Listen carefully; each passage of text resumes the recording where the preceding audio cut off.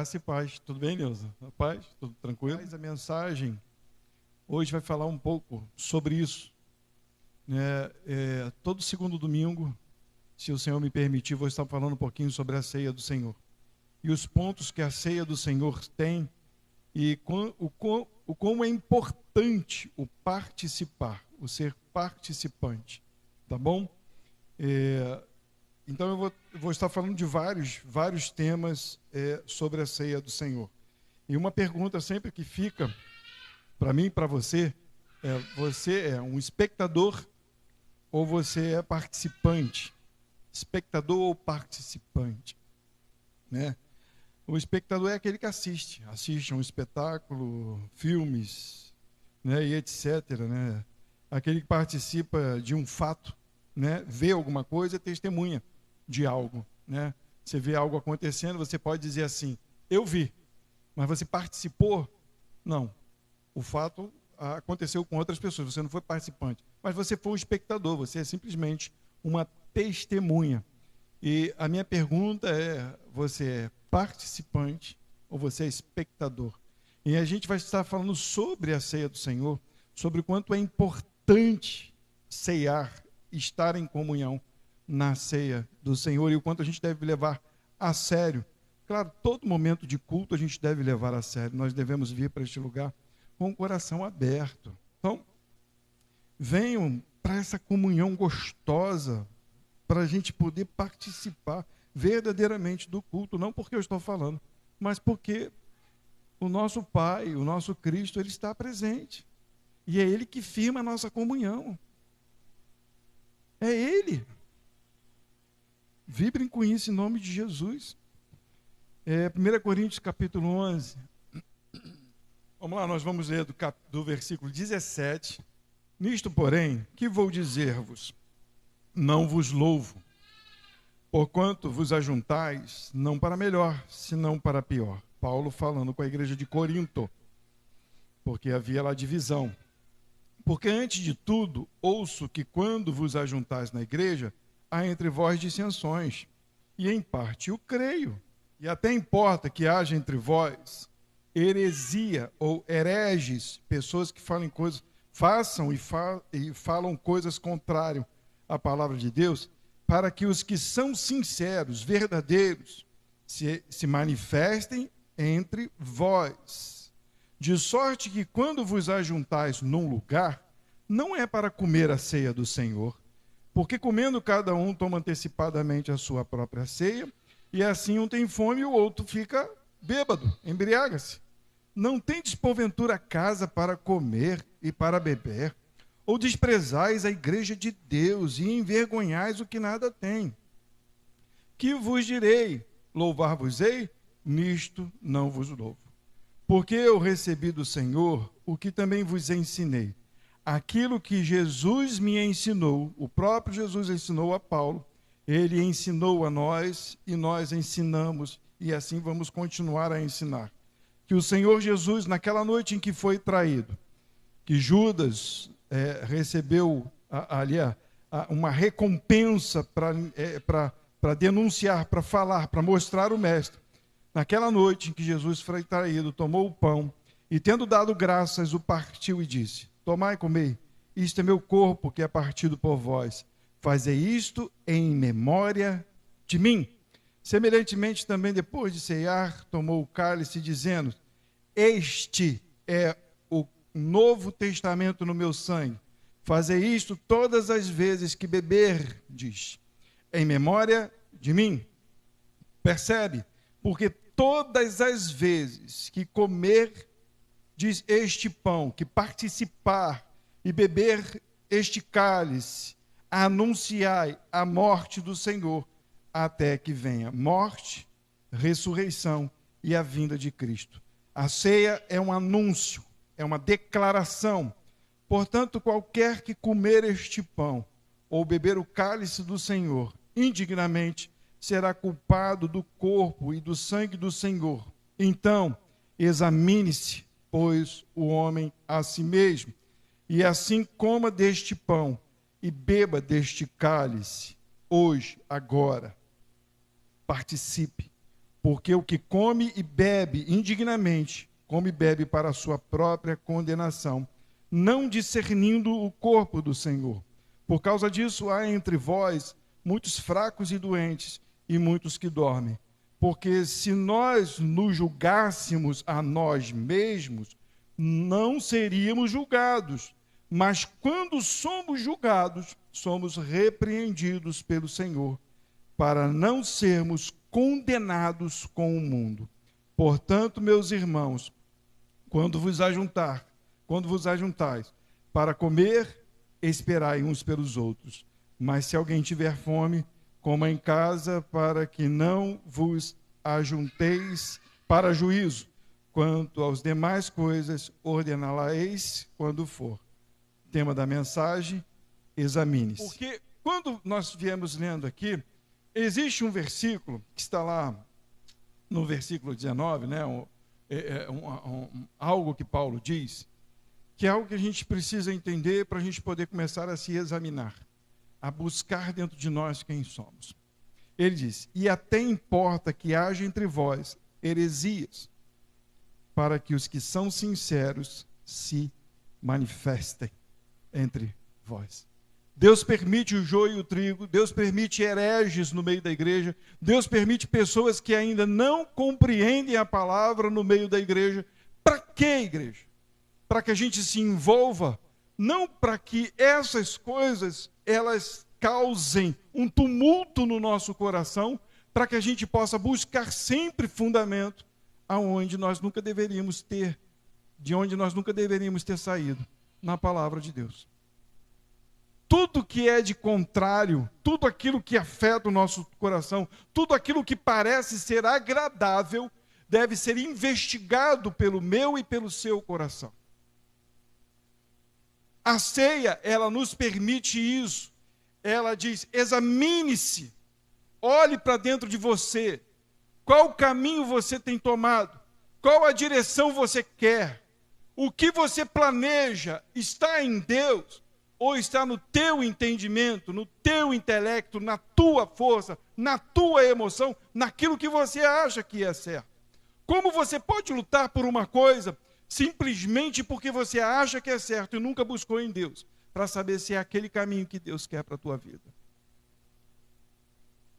Quando aquela igreja se juntava, Paulo diz uma expressão que é engraçada, que ele diz: nisso não vos louvo, não acho legal o que vocês fazem, porque quando vocês se ajuntam, não é para o melhor, é para pior. É porque quando vocês se ajuntam, há divisão, não há união, não há entendimento, não há convicção, há uma disputa daquele que pode e daquele que não pode. E lá era na questão de comida, né? E não só isso, que se vocês lerem o 1º, 2º, 3º, 4º capítulo, vai ver que haviam pessoas muito inteligentes naquela época e que eles se firmavam nessas pessoas inteligentes, e Paulo vai dizer que a sabedoria do mundo é loucura. É uma loucura se firmar na sabedoria de homens, e Deus quebra a soberba do homem. E naquele meio havia uma soberba, havia uma divisão, porque as pessoas que se achavam desprezavam as pessoas que não tinham, e aí virava festinha e deixava de ser culto, de você parar e comer, né? Junto com o seu irmão, de trocar prato, de repartir. Foi você que fez? Mas, poxa, ficou gostoso, né? Foi você que fez? Estava salgado, mas eu vou comer assim mesmo, porque tá bom. Essa comunhão, né? Aquela coisa gostosa, mas isso se perdeu porque faziam-se grupinhos. E Paulo tem que vir corrigi-los, porque parece algo bobo, mas isso é algo herege no meio da igreja, divisão. E Paulo precisava corrigi-los. Mas a pergunta é: onde está o teu coração? Eu não quero trazer essa mensagem para dizer para você que você tem que comer hoje e beber hoje o suco de uva. Existe uma regra no meio da igreja: aquele que não for batizado, aquele que não está com casamento em dia, né, e outras questões, a gente pede para que não coma e não beba.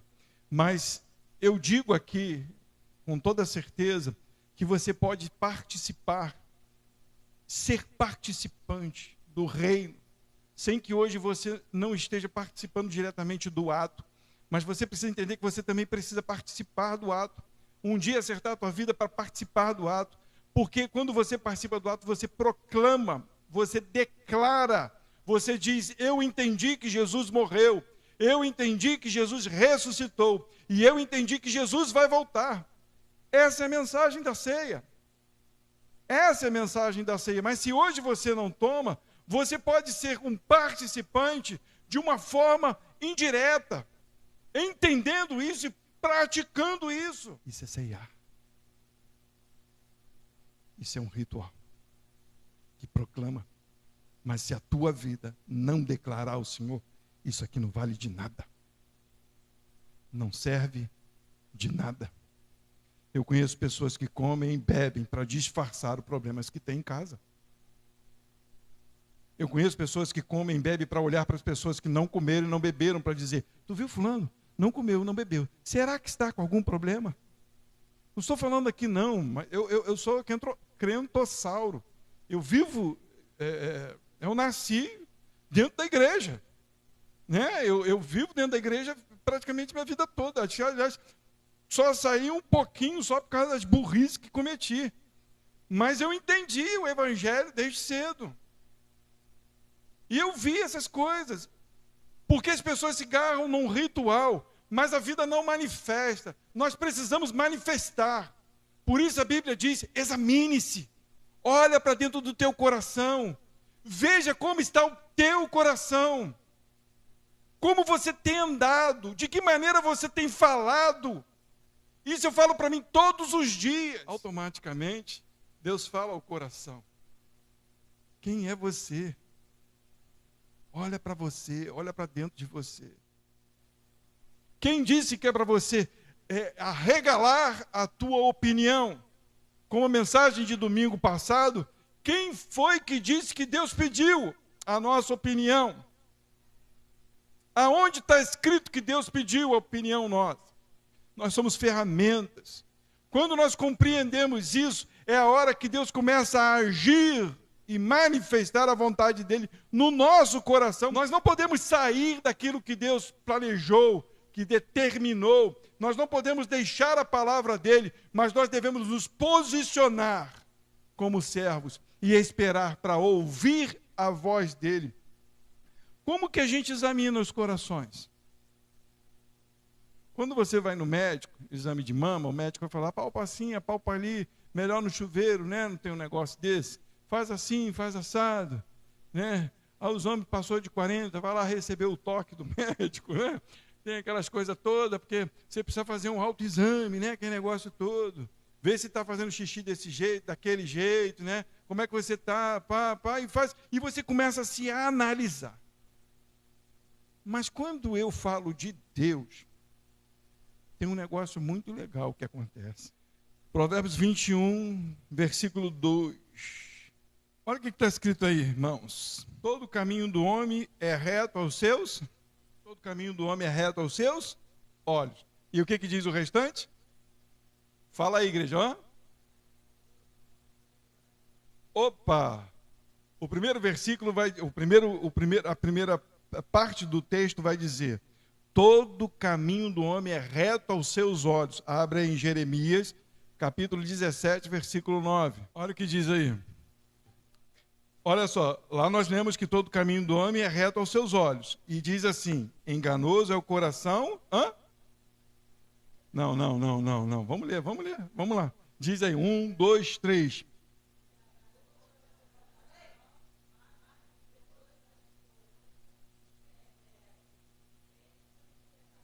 O que está escrito aí?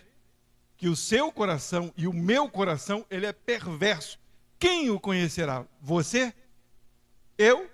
No texto que nós lemos, lá, não precisa abrir não. Todo caminho do homem é reto aos seus olhos, mas o Senhor, diz a palavra de Deus, sonda os corações. Como que eu me examino? Abre aí, Romanos capítulo 8, 27. O que diz aí? E aquele que examina os corações sabe qual é a intenção do Espírito, e é ele que, segundo Deus, intercede pelos santos. Percebe? O Senhor sonda os corações. De que forma? Através do Espírito que habita em nós. Quando Paulo está dizendo, examine-se, ele está dizendo, vê o que está dentro do teu coração. Vê quem comanda o seu coração. Vê quem dirige os teus passos.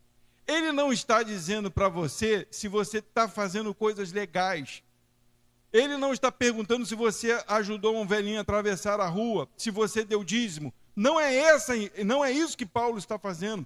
Paulo está querendo dizer quem dirige o seu coração. Você precisa perceber que quem é que cuida de você e que sonda a tua vida e que mostra para você os teus defeitos. Porque você não sabe quais são os teus defeitos. Porque o teu entendimento está bom o que você está fazendo. Se você não fuma, se você não bebe, se você não adultera, pronto. Minha vida é perfeita diante de Deus. É assim que a nossa cabeça age.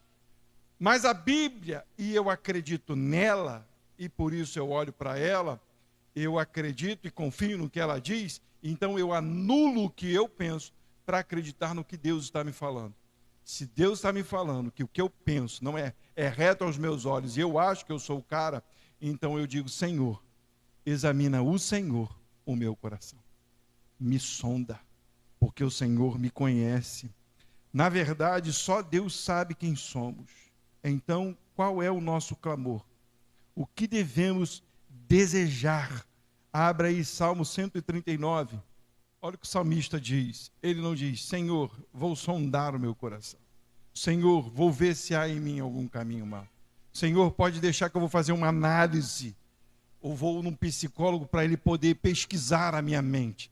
Para ele sanar os problemas que estão em mim ou para que eu entenda o que é necessário. Não, ele vai dizer o quê? Olha o que está escrito. Senhor, tu me sondas e me conheces. Opa, por que me sondas e me conheces? Porque eu não me conheço. A gente precisa entender, entrar na comunhão do Senhor, participar, ser participante, entendendo que nós não nos conhecemos, que quem nos conhece é o Senhor.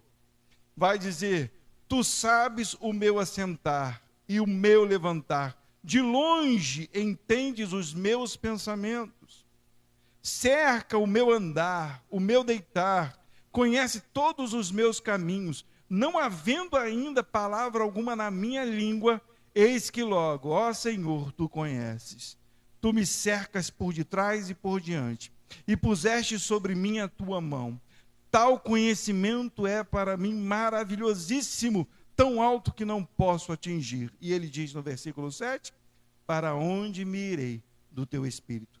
Ou para onde fugirei da tua face? Examinar-se é dizer, Senhor, olha quem eu sou.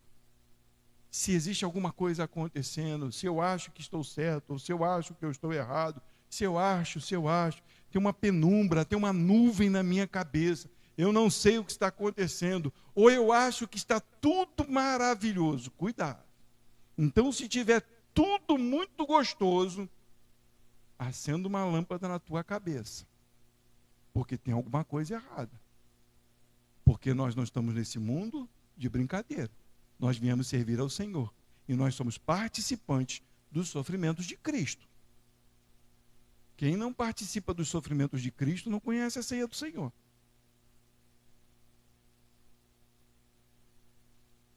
Ela está dizendo, sonda-me. O salmista está dizendo, sonda-me, Senhor. Quando Paulo diz, examine-se, está dizendo, você conhece quem está dentro de você? Você conhece quem guia a tua vida? É a tua alma. São os teus líderes. São os teus gurus. São os teus pensamentos, as tuas ideologias. Ou é o Senhor que dirige a tua vida? Se é o Senhor, é assim que nós devemos orar. Sonda-me, Senhor. O Senhor sabe o que eu faço. O Senhor sabe onde eu estou. O Senhor sabe para onde eu vou. O Senhor sabe, a palavra nem saiu na minha boca. Você xingou um palavrão daqueles horríveis, ninguém nem ouviu. Mas Deus ouviu. Deus ouviu. Você está assistindo um negócio, aí te dá aquela raiva, o palavrão vem aqui na garganta, né?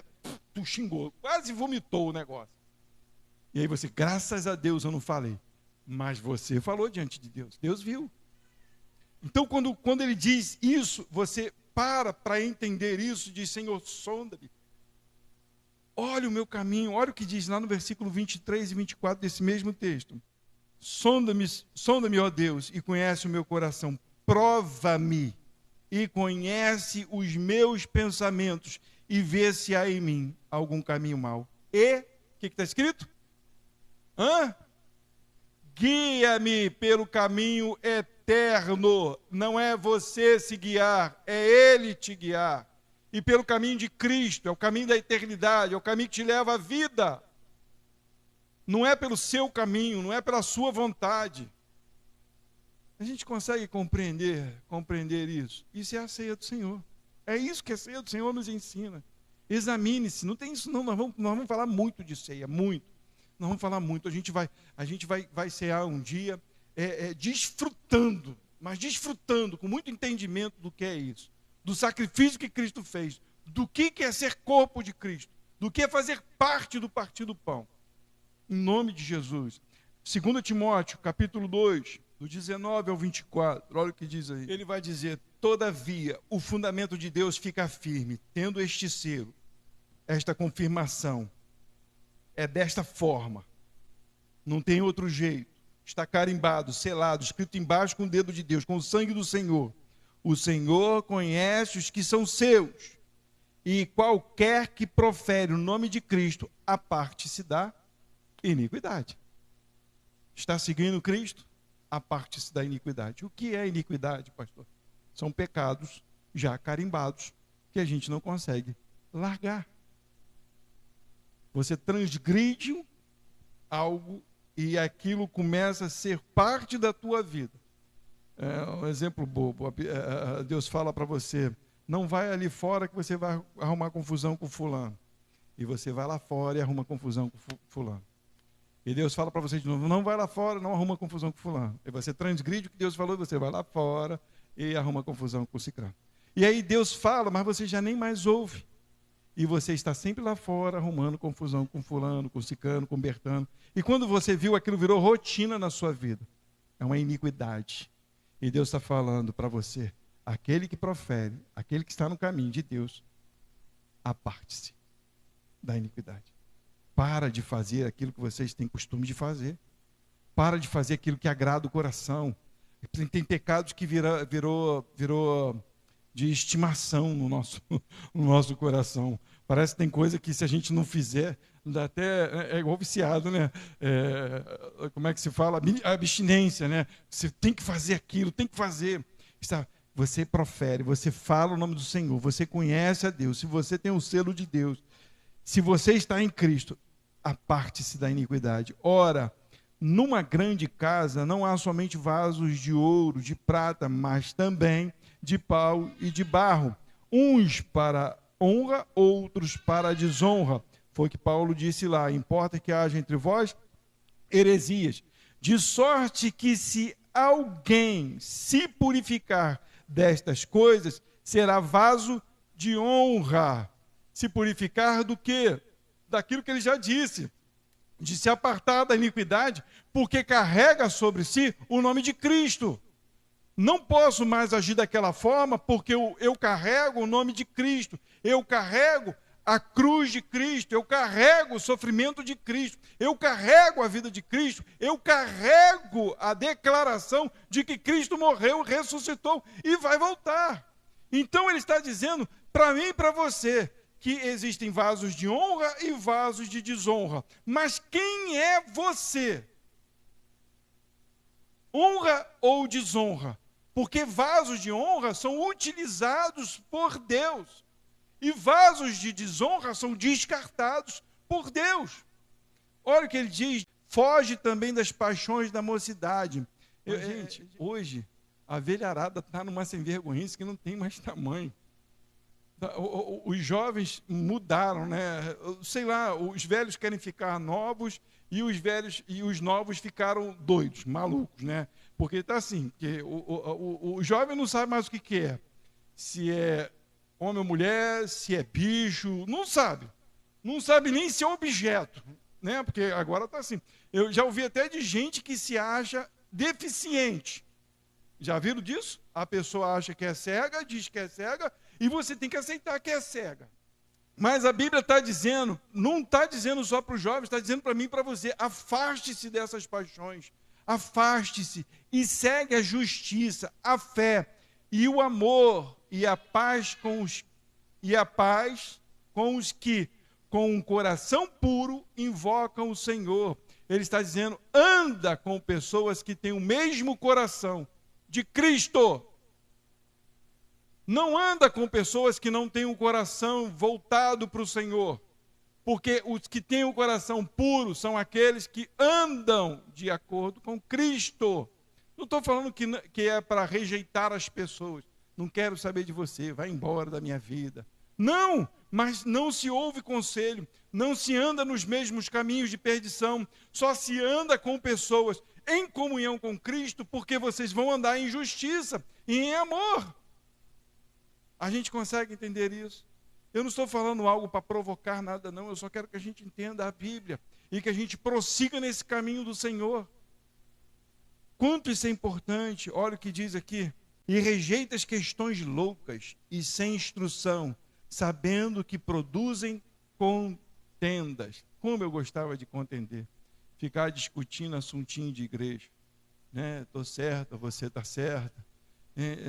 É uma chatice isso, né? Aí nunca acaba aquela discussão. A Bíblia não diz para a gente ficar discutindo, a gente só declara, a gente só fala, a gente não discute. Quer, não quer, continua pregando para outros. Continua pregando para outros. Não, eu entendo assim. Então fica assim. Ué, a gente não é para tentar mover a cabeça das pessoas, até porque quem move o coração das pessoas é o Senhor, não somos nós. Ao servo do Senhor não convém contender, mas sim ser manso para com todos e apto para ensinar e sofredor. Sofredor. Sofredor não é porque vou lá porque eu quero apanhar. Não, é sofredor porque quer ver o evangelho na vida das pessoas, assim como ela está na sua vida. Ou sofrer para andar nas mesmas virtudes de Deus, nos mesmos entendimentos de Cristo, na mesma unção de Cristo. Sofrer por isso. Nós precisamos desejar sofrer por Jesus, sofrer de ser igual a Jesus, amar ser igual a Jesus. Isso tem que estar no nosso coração. A gente não tem que estar preocupado com coisas que não convêm, mas sim de sermos parecidos com Jesus. É o que a Bíblia diz. 1 Coríntios capítulo 11, novamente, a gente volta para lá, para ir encerrando, para podermos ceiar. Até importa que haja entre vós heresias para os que são sinceros, se manifeste entre vós. A heresia fortalece o sincero, aquele que é participante e não espectador. Quando alguém fala algo que não é bíblico, que não convém, aquilo só causa algo no nosso coração daqueles que estão em Deus. Se traz firmeza de dizer, eu estou no caminho. Era engraçado que lá no ministério, quando falavam algumas coisas, né, eu agradecia a Deus, porque eu dizia, nossa, como o Senhor tem aberto os meus olhos, e como eu entendo que isso não é verdade. As coisas que vêm contrário à palavra de Deus, elas têm que servir para isso na tua vida. Você tem que olhar e tem que dizer, nossa, eu entendi. Nossa, como eu estou perto de Deus e não estou tão longe de Deus. Nossa, como eu consigo compreender a palavra de Deus. Era triste quando alguém pegava um versículo da Bíblia, lia o versículo da Bíblia e ia falar de outra coisa que não tinha nada a ver com a Bíblia. E a gente ficava chateado com aquilo, né? Como que agora eu ficava chateado com aquilo e vou permitir me deixar levar por outra coisa? Eu devo continuar, eu devo permanecer naquilo que eu criticava antes. Na palavra, buscando a palavra, a verdade na palavra, pura e simples, para que eu seja um participante, não um espectador. No versículo 26, ele vai dizer, de 1 Coríntios capítulo 11, porque todas as vezes que comer deste pão e beber este cálice, anunciai a morte do Senhor até que venha. Um verdadeiro ato profético. O ato verdadeiro profético é esse aqui. É anunciar. Quando eu participo, eu anuncio. É isso que nós temos feito. Das coisas de Deus, é isso que nós temos feito. Nós temos anunciado. A ceia revela isso. A tua vida revela isso. Eu anuncio a vinda do Senhor. Eu creio, anuncio na morte e na ressurreição de Jesus. É isso. Esse é o verdadeiro ato profético. A ceia quer dizer isso. Quando eu participo desse momento, que às vezes para alguns parece banal, né? No mundo tem alguns que acham que ficam mais fortes, outros querem esconder problemas e tantas outras coisas quando participam deste momento. Outros acham que Jesus está no pão, só um que bebe, e tantas outras coisas acontecem. Mas não, esse ato, a comunhão da igreja, esse ato da igreja participar, é simplesmente para declarar no teu coração e nas pessoas que vêm que Jesus morreu, ressuscitou e vai voltar para buscar a sua igreja. Esse é o entendimento que temos. Esse é o exame que devemos fazer. É isso que Deus deve falar aos nossos corações. Como isso é importante. Versículo 28, que é o tema da mensagem, vai dizer: examine-se, pois, o homem a si mesmo, e assim coma deste pão e beba deste cálice. Porque o que come e bebe indignamente, come e bebe para a sua própria condenação, não discernindo o corpo. Aquele que se examina, que tem a Deus como o seu Senhor, que tem a vida de Deus em si, ele olha para ele e ele pode dizer em seu coração: eu participo por quê? Porque eu reconheço isso na minha vida. Você reconhece isso na sua vida? Você é participante do corpo. Você faz parte do corpo de Cristo. Jesus subiu. Quem manifesta a vida de Jesus na terra? O corpo de Cristo. A ceia quer dizer isso. Que nós somos membros de Cristo. O pão quer dizer que nós participamos agora do sofrimento. O partir do pão quer dizer que nós vamos partir a nossa vida. Também em favor de muitos. Também para anunciar o reino de Deus. Esse é o entendimento. Tem isso no seu coração? Se não tem, tenha isso no seu coração. Se hoje você não pode participar, busque a Deus entendimento para que participe assim e também de outras formas, da maneira em que você vai se sujeitar a Deus em tudo que você estiver fazendo no mundo, para que a tua vida seja um exemplo e as pessoas possam ver Jesus em você. Seja participante. Em nome de Jesus. E ele vai falar no 31, porque se nós nos julgássemos a nós mesmos, não seríamos julgados.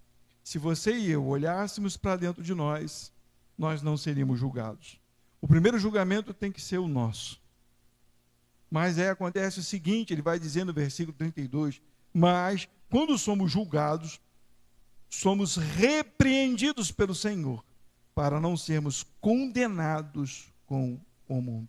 Se somos repreendidos, somos para não sermos como o mundo, mas sim como Jesus. Julgados para não sermos condenados. Se há algo sobre as nossas vidas e que nos causa constrangimento, ou que parece que nos condena, nós somos repreendidos pelo Senhor para voltar para o caminho, para andar no caminho.